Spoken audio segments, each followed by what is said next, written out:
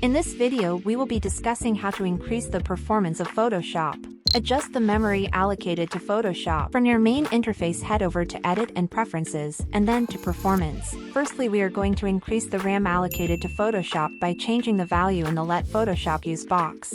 Alternatively, adjust the memory usage slider. We don't recommend allocating more than 85% of your computer's memory to Photoshop. Doing so may affect performance by leaving no memory for other essential system applications. Once you're done, restart Photoshop to enable your changes. Adjust cache levels. Increasing cache levels improves Photoshop's responsiveness while you work, although images may take longer to load. The cache tile size determines the amount of data on which Photoshop operates at a time. Bigger tile sizes speed up complex operations, such as sharpening filters.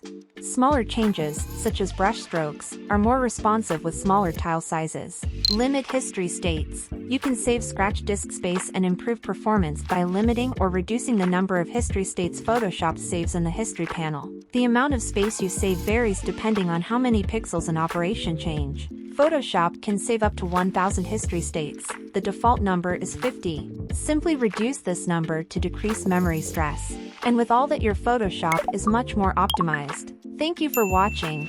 See you in the next one.